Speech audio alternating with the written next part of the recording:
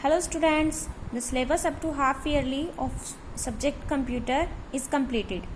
Now we will do quick revision. Although I have sent you all the videos, but still I am making video from your book so that it will be more easier for you to understand what is written in your book and what are the topics all about. So your first chapter is computer and computer languages. Firstly, computer क्या है? As you all know that computer is an electronic device which is used to accept data, process the data and gives us information. हमसे data लेगा, then उसके ऊपर processing करेगा and then हमें result देगा. This is the working of our computer. Next is different hardwares which are needed by the computers. First one is central processing unit. Central processing unit means जो actual में हमारे data के ऊपर processing करता है, that is central processing unit. Input devices जिनकी help से हम अपने कंप्यूटर को डाटा एंड इंस्ट्रक्शंस देते हैं, like mouse and keyboard, these are the input devices. Output devices through which we get the result, like computer screen और printer, these are the output devices. Memory in which computer stores the data either temporary or permanently, that is memory. Storage devices, all the external devices which are used to store data permanently are called storage devices. Next is, what are the different types of computer? Firstly, microcomputers. Microcomputers कौन से होते हैं? Those computers which have single chip in that, जिसके अंदर single chip होगी, those are called micro computers. Micro computers क्या काम करते हैं?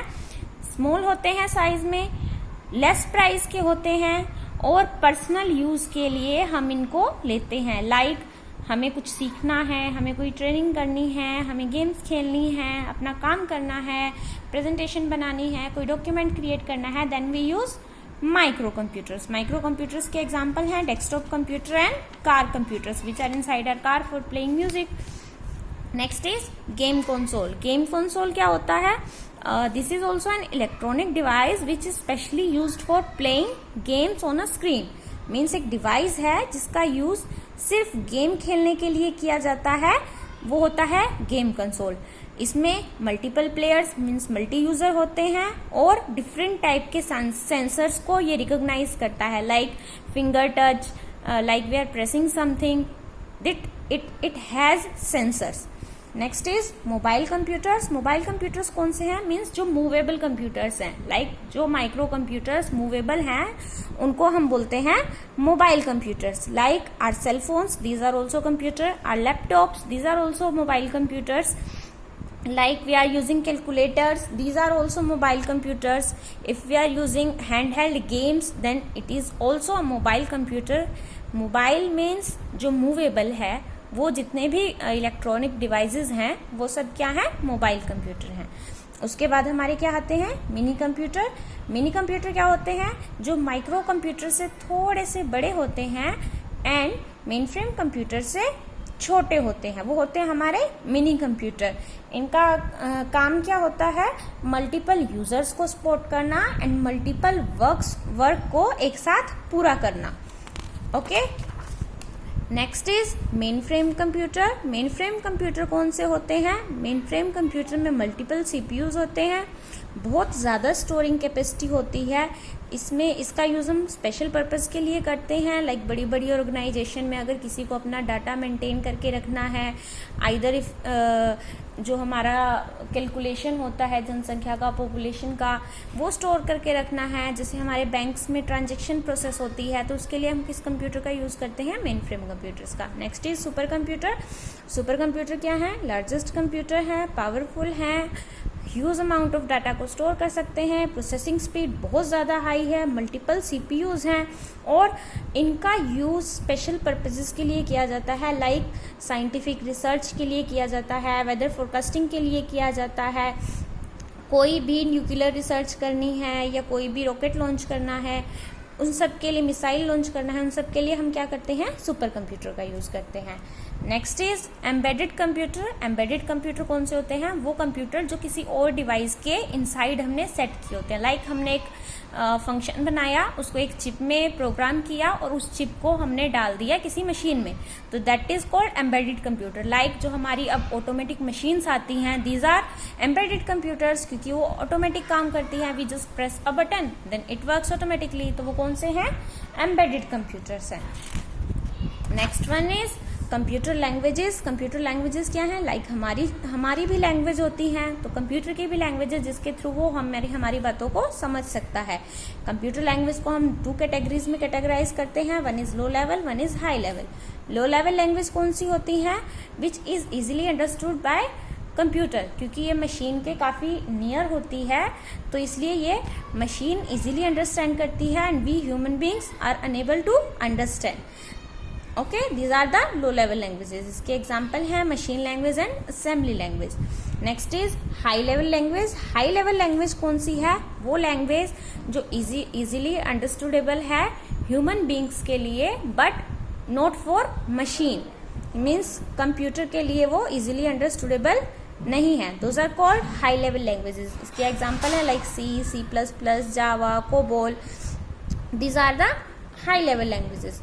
हाई लेवल जो हमारी कंप्यूटर लैंग्वेजेस हैं, इनको हमने 5 जनरेशन्स में डिवाइड किया है। जो हमारी फर्स्ट जनरेशन थी वो थी हमारी मशीन लैंग्वेज की, जिसमें क्या होता था कि जो हमारा कोड होता था वो हम बाइनरी लैंग्वेज में लिखते थे, मीन्स 0 एंड 1 की लैंग्वेज में लिखते थे और उसको ट्रांसलेट करने की जरूरत नहीं पड़ती थी। वो थी हमारी first generation, that is machine language. Next is second generation. Second generation थी हमारी असेंबली लैंग्वेज की। इसमें क्या होता था, कुछ इसमें हमने क्या किया था, इसमें हमने कुछ कोड जनरेट कर दिए थे जिसकी हेल्प से ये कुछ अंडरस्टैंडेबल थी ह्यूमन बींग्स के लिए भी एंड कुछ अंडरस्टैंडेबल थी मशीन के लिए भी। तो this is our assembly language.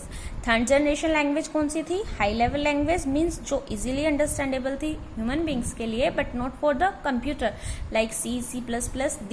These are the English like language, means हम जो भी कोड लिखेंगे वो जैसे इंग्लिश में हम लिखते हैं जो भी उसी में लिखेंगे, and then it will be converted into machine language using different software, then machine उस पे प्रोसेस करेगी। तो this is high level language.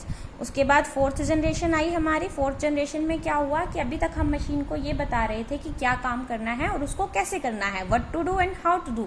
In fourth generation क्या करते हैं, हम मशीन को सिर्फ ये बताते हैं व्हाट टू डू, करना क्या है, उसके बाद जो भी करना है वो अपने आप उसका लॉजिक लगाएगी। We don't need to tell them that how to do, कैसे करोगे आप उस काम को, हमें इंस्ट्रक्शंस देने की जरूरत नहीं है। उसके बाद आती है हमारी fifth generation language. Fifth generation language क्या होती है, हमारी आर्टिफिशियल इंटेलिजेंस पे काम करती है। लाइक जो रोबोट्स वगैरह बनाते हैं तो वो कौन सी है, वो फिफ्थ जनरेशन है, जिसमें रोबोट अपने आप से थिंक करता है, उसको अपने आप से परफॉर्म करता है टास्क को। That is our fifth generation language.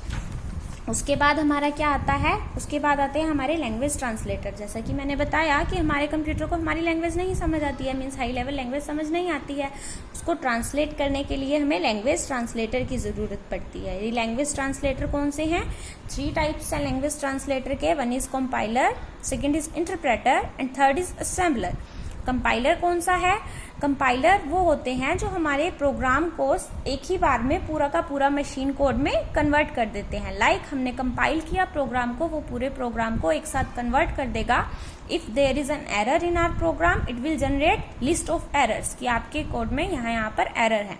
उसके बाद आता है इंटरप्रेटर।